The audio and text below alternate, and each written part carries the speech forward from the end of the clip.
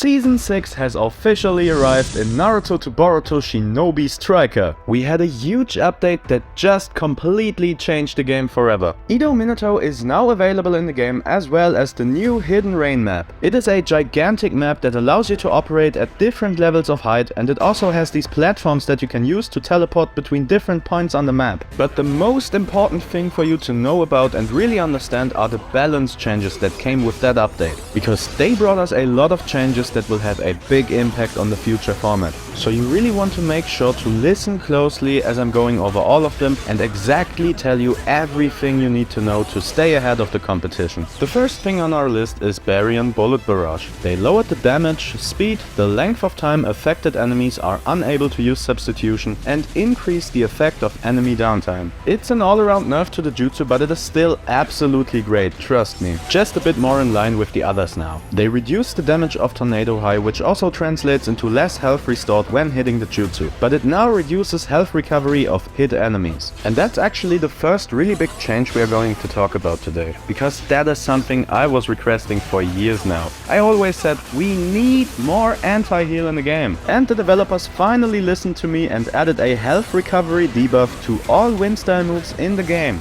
Spoiler alert, this update might feel a bit unfair in the eyes of some healer mains, but if you ever had the feeling that going up against two healers is annoying, then that kinda proves their point. They also buffed one of my favorite jutsus in the game, the Rasen Shuriken. The explosion of it now deals AoE damage as well, but please note that this only works if you actually connect with an enemy player. It won't work on other surfaces. Since it is a wind style jutsu as well, it also applies anti-heal now. The summoning Enra has a lower cooldown now. It is still on the lower end to be honest, but at the same time most players are just using it wrong. What I often see people doing is just throwing it out and hope it will hit. That's just a waste of an ultimate, because you're not going to kill a freely moving target with it. It's just not gonna happen. You can easily dodge it by just keep moving. How you actually want to use it is in order to slow down the enemy team and block their substitution, so you have an easy time killing them. You want to try and get as much value from that as possible before you then, towards the end of it, immobilize an enemy with a jutsu or a charge attack hitstun to get another kill on top with the second activation. You kinda have to think of it as a hidden miss jutsu that instead of buffing your team gives you an extra kill. And hidden miss jutsu has been meta more than once, so the ultimate is not even as bad as people think. That's all for the attack class. Let's move on to range. They nerfed the movement speed of Angelic Advent but increased the damage of its Paper Shuriken. Let me explain why that doesn't make any sense at all. Many people don't know this because they never bothered to learn how to use this jutsu right, but it already was one of the highest damage moves in the game. You have to know that this jutsu actually scales with ninja tool damage, not with ninjutsu damage. So you want to use it with all geared up as your top skill. You just have to stay at the right distance while shooting an enemy to catch them with a Paper Shuriken combo that gets rid of 60 to 70% of your opponent's health bar before they drop to the ground. And after that, the jutsu is still active and you can continue shooting people. And they thought they had to buff its damage?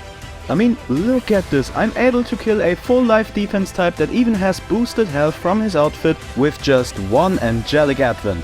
Majestic Destroyer Flame can't do that. It only has a 12-second cooldown, it allows you to constantly interrupt enemies to protect your team, offers unique movement, is great for flag battles, it resets your ninja tools on usage, which allows for some unique builds as well, and it also has invincibility frames during its activation, so it can also be used to dodge most attacks in the game. It even hard counters Oburuguruma. You can just kite them back with the jutsu, and if they're dumb enough to go after you, they get caught in your shuriken spam, losing most of their health. I don't know if you have seen the leaks already, but later this season we will get a Black Crane-like outfit that greatly boosts your ninja tool and ninjutsu damage. So that's gonna be even more damage than we already have with all geared up right now. Wind Style Great Breach, Wind Surf Jutsu and the Wind Style Sea Dragon now obviously also got the anti-heal effect. But to make up for that, they removed the evasion debuff from Great Breach and increased the cooldown of Wind Style Sea Dragon.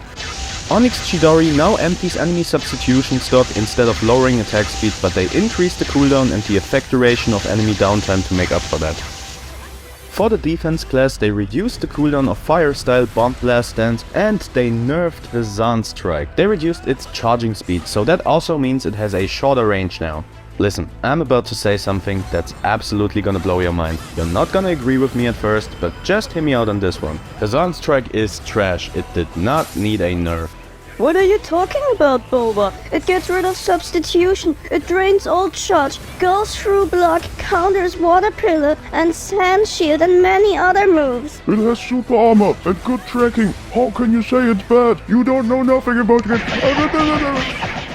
Listen, yeah, it does all of that. It's a really strong jutsu in terms of what it does. The problem is how it does all of these things. The jutsu has a very long wind-up. It locks you into the animation for quite a long time. It just makes you super predictable. Good players will see it coming from a mile away. Either they just stop you in your tracks with Silent Strangle, Lightning Net or one of the other 5 million moves that counter Hazan Strike, or you get hit with an Amaterasu, Tsukiyomi or even Purple Lightning when it locks you in place towards the end of the jutsu. A coordinated team 8 out of 10 just kills you for using it. And if any experienced player sees that you're using Hazan Strike, they just have to roughly keep track of the jutsu's cooldown. And when it's about to be back up and you are targeting them, they just stay close to the ground so they can anticipate it and just dodge it while you are still locked in the animation, getting your ass punished. It's a noob trap, not more. The move has been in the game for years now. People know how to dodge it. It's not scary anymore. But I can see that this jutsu might feel a bit frustrating to play against on lower levels, so maybe that's why they nerfed it. But yeah, don't nerf the jutsu and instead subscribe to my channel to just know things like that. The healer class also received some fundamental changes. They slightly increased the healing of cellular extraction, but increased its cooldown to 20 seconds. That's a huge nerf. And they basically did the same thing with the Mind Transmission Palm Sage jutsu. The 6 Paths Chakra Rebirth has a bigger range now. It's kinda similar to Flower Cannon, which is actually a great buff. Limbo Border Jail does more damage now, and they reduced the amount of old charge you get from healing, so that's another big nerf for the healer class.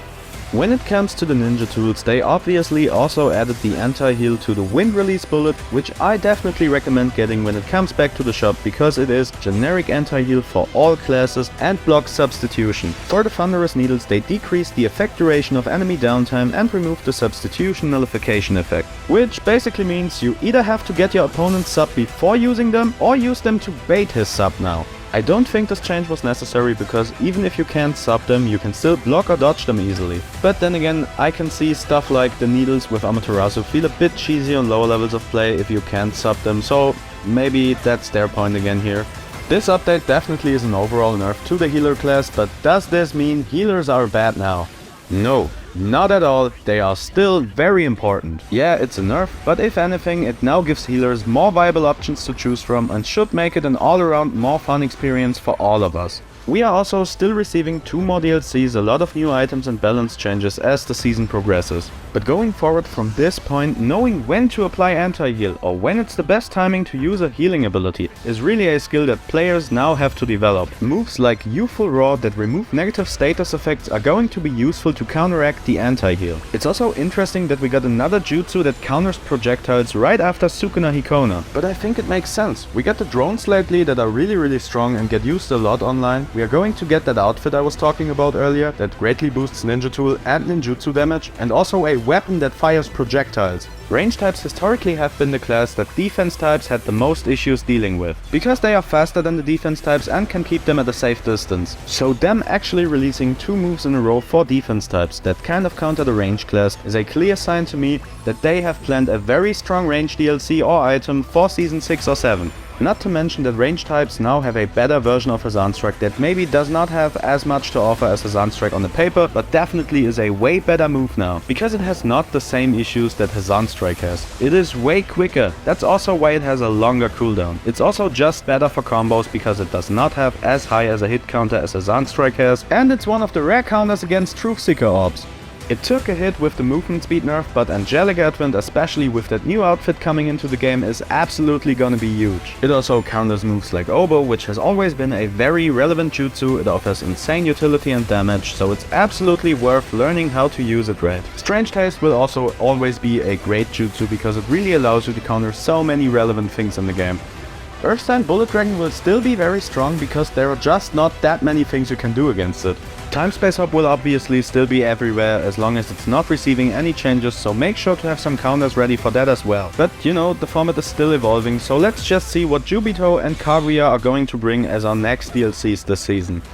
If you still don't believe me that Hazam Strike is absolute booty water, just watch this video right here and you are going to see what I mean. Peace out and never forget, if it has a health bar, it has to die!